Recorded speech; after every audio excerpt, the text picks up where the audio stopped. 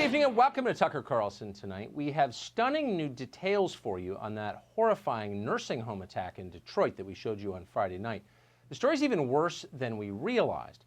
It turns out an executive order from Governor Gretchen Whitmer may have played a role in what you saw. We've got details for you in just a moment. First night, though, we hope you had a happy Memorial Day weekend. It's possible you have spent, along with millions of others, months trapped indoors per government order.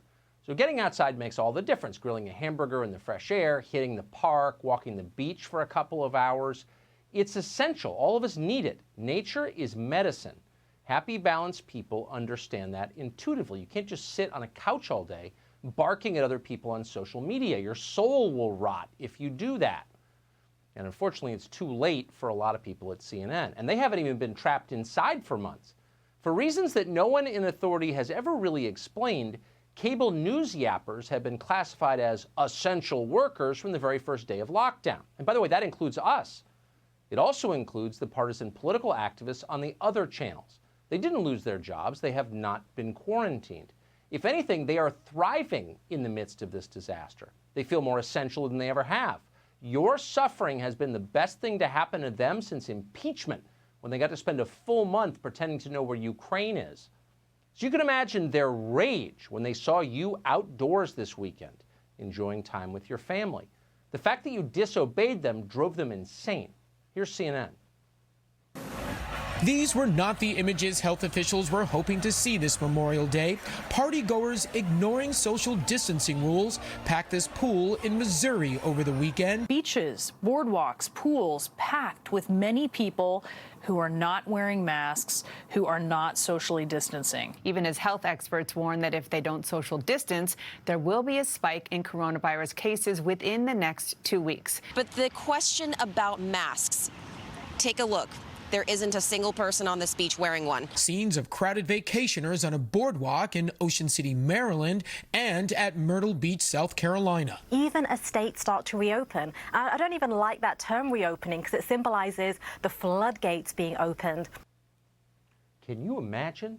People enjoying time outdoors with their kids? They should be as unhappy as we are at CNN. Now, this being CNN, a lot of people didn't actually hear any of that. Most CNN viewers are hustling through airports trying to make a flight. That's where the network traps the bulk of its audience, and the sound is often down. The producers thought of that, though, diabolical as they are, so they made sure to reinforce their message with graphics on the screens. Crowds across U.S. ignore guidelines, spearing fears of spread, read one. Spearing? What a verb. Memorial Day crowds spark fear of new outbreaks, read another. And then there was this one. Americans flock to public places as death toll nears 100,000. What exactly does that mean? CNN never explained. You should be terrified. That was the point, so no explanation was necessary.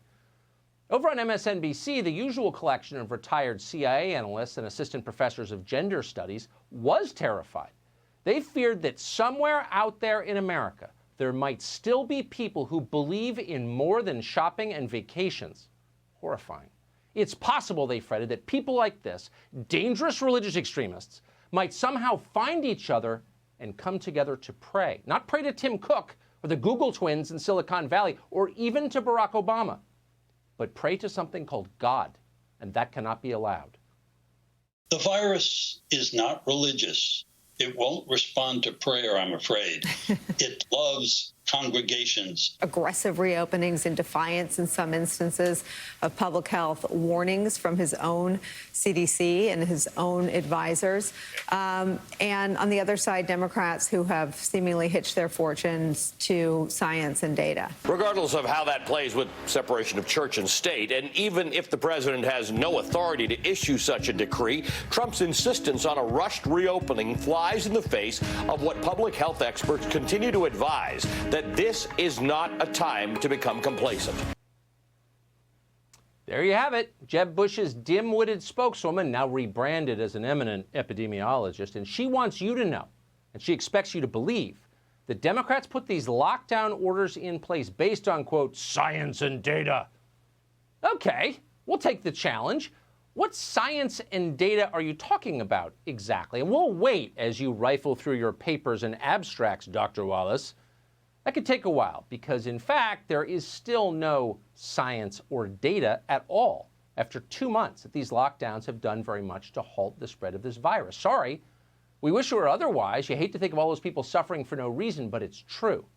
States that lock down early and aggressively are no better off today on average than states that never lock down at all. That's a fact.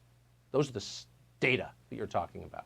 And by contrast, there is an awful lot of science and data that going outside is vital to your health and has been for 100 years. We've known that. Exercising outdoors, getting vitamin D from the sun, this makes you healthier and less vulnerable to coronavirus. The virus also spreads far less easily outdoors than it does indoors. Again, this is not speculation, it's fact. The largest study of this subject ever done took a look at 318 separate coronavirus infection clusters, places where the virus spread outward to other people. What did it find? It found that at 317 out of 318 clusters, that's 99.7%, the infection spread indoors, not outdoors, indoors. And indoors is where Dr. Science and Data on MSNBC claims you must remain. So no, CNN and MSNBC are not bringing you science and data. They're peddling panic and reckless moral judgment. And it's having an awful effect on this country. This footage illustrates the results of the propaganda. It's from a Staten Island grocery store. And it shows a woman attacked by other customers for not wearing a mask.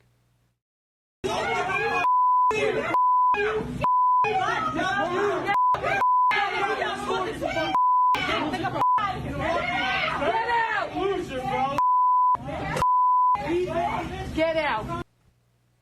You hate to see Americans treating each other like that. But multiply what you just saw by an entire country, and you get a sense of what the relentless flow of lies has done to people's minds. And now we have science and data on the subject. A new survey by the Census Bureau found that more than 1/3 of all Americans now show signs of anxiety, depression, or both. Now, you'd think the most fearful people would be the ones most at risk, and that's people over 80. But just the opposite turns out to be true. Younger people are more miserable. The younger, the more miserable. In fact, the most miserable group of all is Americans under 30, and that group, look at the science and data, face virtually no risk of dying from this virus. None. The people on television have lied to them, and it's wrecking their lives. Meanwhile, the people on television themselves are just fine. They don't seem afraid. Andrew Cuomo's brother works at CNN. He had the virus a while back. He didn't bother to quarantine when he had it. He told you he was, but he didn't. He got in his car and drove to his second home and wandered around with no mask on. Then he went back on television and shouted at you for not wearing a mask. In Michigan, over this past weekend, Governor Gretchen Whitmer's husband decided to violate his own wife's orders by traveling across the state to use his boat. Hey, it's Memorial Day. When the marina told him they could not put the boat in the water, Gretchen Whitmer's husband let them know that his wife was the governor. Don't you know who I am? He got caught, of course. People really resent that kind of behavior from their leaders, and they should. And when confronted at first, Gretchen Whitmer, Governor Whitmer, tried to claim it never happened. She dismissed the whole thing as an internet hoax, but it wasn't a hoax. She was lying. Now she's saying it was all some kind of joke. Yeah, pretty funny.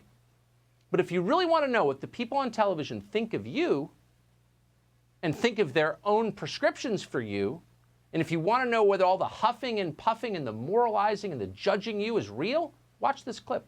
It's from MSNBC. And Are the people there just not worried about it, Cal? Are they not worried about their own personal safety? I haven't met anybody who is. I think people felt like the Supreme Court made the decision here in Wisconsin that it was time to open up. But you can see, here, just around. Nobody's wearing them. Nobody's, the cameraman. There you go, including the cameraman. Yeah. Katie? Half your crew's not wearing them. Striking images. Oh, busted. Busted.